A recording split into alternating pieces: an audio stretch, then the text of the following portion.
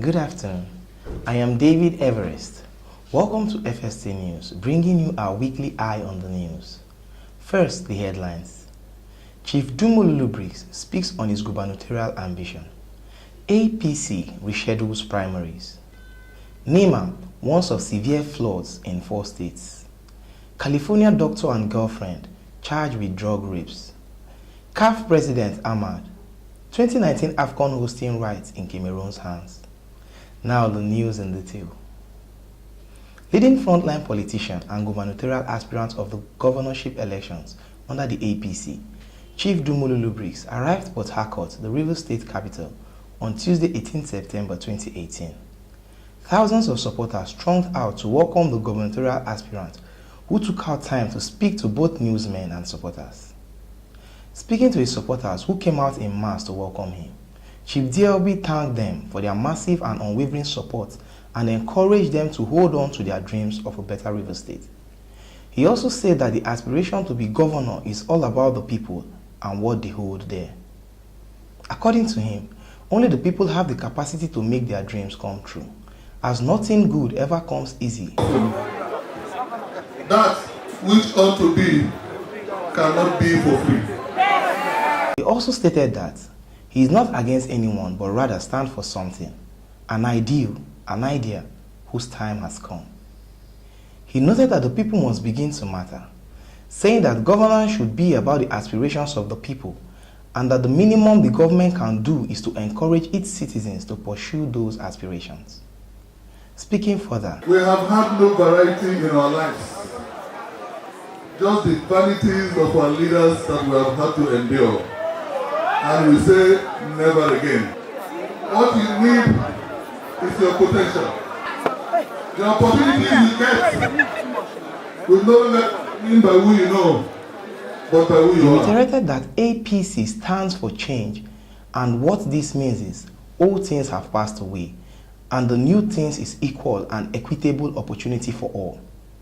He also noted if governance is about the people, then it must be seen to the logical conclusion of providing jobs, education, healthcare, and development to all sectors in the society. If you have an aspiration, have the courage to see it through. You have to believe in yourself for others to believe in you. If it is about you, then we must see it to a logical conclusion. If it is about jobs, about your education, about your healthcare, we cannot give up on you. Chief Lulu-Briggs emphasized that his motivating factor is that he cannot give up on the dreams and aspirations of the people for a better River State, as champions are not made in the gym, but rather from something deep inside them, and that impossible is just a word thrown around by small men who find it okay to live in the world they have been given, rather than to explore what they have to change that world. He called on his supporters to know that they have it in their hands to determine who leads them, as the voice of the people is the voice of God. And if the people speak, the APC had no other choice but to listen. He encouraged his supporters to prepare themselves for the primaries to ensure they are registered as APC members, as their votes will determine who becomes the flag bearer of the party, as their votes must count.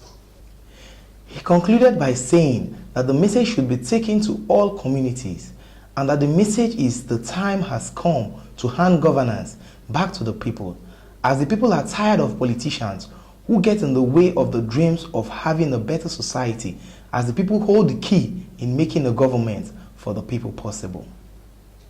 Also speaking to newsmen, Chief Lulu-Briggs said his support for direct primaries is not about him, but rather he believes that direct primaries is the best option, as this is the only way to make sure members of the party are proactively involved in choosing who they want, and also put powers back into the hands of the people. Direct primaries gives the power back to you, gives the power back to the man on the streets, gives the power back to the woman on the streets, to the APC person who cannot leave the wards, to the APC person who is in the markets.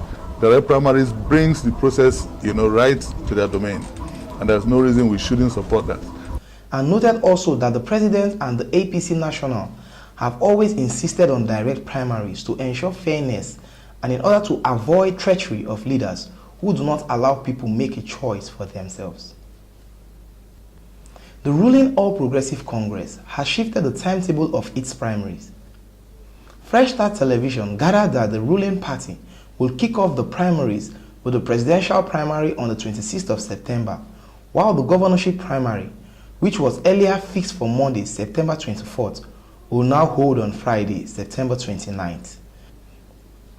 The Senate primary, which was earlier fixed for September 20th, will now hold on October 2nd, a day after Nigeria's 58th Independence Day celebration. The House of Representatives primary is now scheduled for October 3rd, while the last primary is for aspirants for House of Assembly. The primary holds October 4th. Also, according to the APC, screening of the candidates will start from 19th September and ends 21st September. The party also said its national convention will be held on the 6th of October. Sources within the APC say these dates are tentative and may be rescheduled. The Director General of the National Emergency Management Agency, NEMA, Mustafa Mai Haja, has warned there will be severe flooding in 4 states, namely Kogi, Niger, Delta, and Anambra.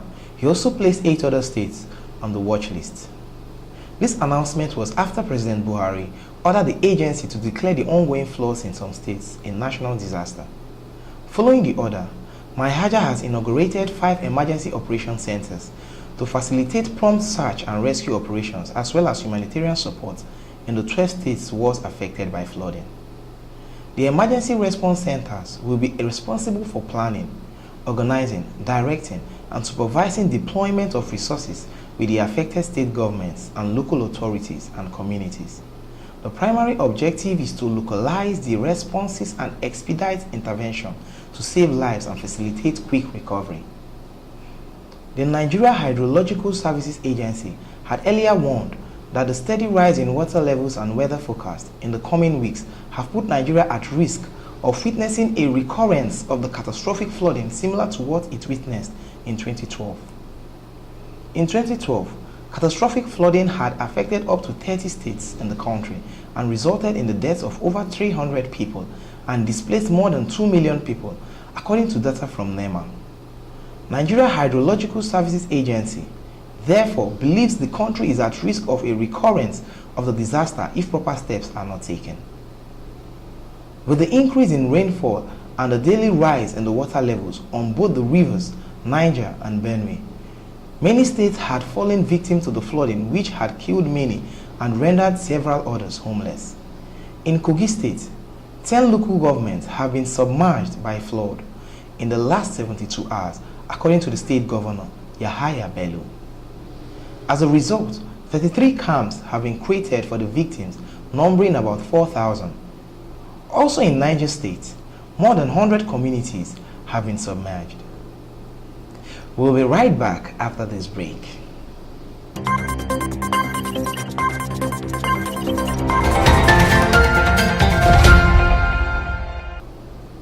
And on news around the world, a doctor and his girlfriend in the United States have been charged with drugging and sexually assaulting 2 women, and police suspect there may be many more victims.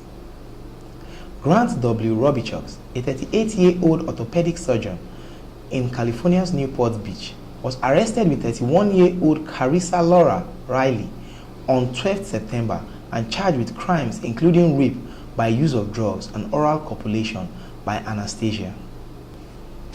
In their investigation into the pair, police said they found thousands and thousands of videos, some including Riley, on Robichaux' phone. The videos show women who appear to be highly intoxicated beyond the ability to consent or resist and are barely responsive to the defendant's sexual advances, Orange County District Attorney Tony Rakokos said. Detailing the crimes they have been charged with, prosecutors say the couple met a woman in a Newport Beach restaurant in April 2016. They took her to a party, then to Robichaux' apartment, giving her drugs and sexually assaulting her while she was incapable of resisting. The woman called police the next day and a forensic exam found multiple controlled substances. In another incident in October 2016, the pair allegedly drank alcohol with another woman at a Newport Beach bar until she was unconscious, took her to Robbie Chucks' apartment and sexually assaulted her. The victim woke up and screamed for help until a neighbor called police and an investigation was launched. Another charges suggest that large amounts of drugs were found at the doctor's home, as well as illegal firearms, including assault rifles. Police are asking others who have been assaulted by the pair to speak out.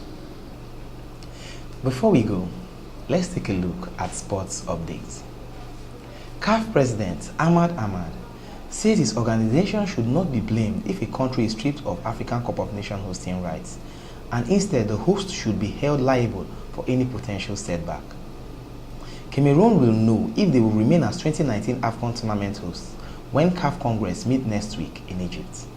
The CAF boss stated that his organization should not be blamed for any decision on Cameroon, whose fate will be discussed in the Egyptian resort town of Sharm el-Sheikh.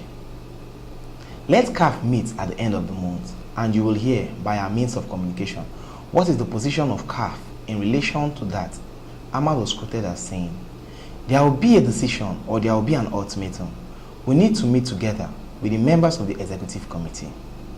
The Central African country's capacity to successfully stage an expanded 24-team tournament has come under scrutiny. They were initially handed rights to organize the tournament in 2014 when it comprised of just 16. There has been mixed opinions on whether Cameroon could lose hosting rights, but last month Ahmad gave assurances that there was no plan B. CAF Vice President Ahmad Jupinik also recently stated that the tournament will not be taken away from Cameroon. That will be all from our news desk. Thanks for staying with us. Remember to kindly follow our social media handles for more news updates. Have a pleasant fresh week. I remain David Everest.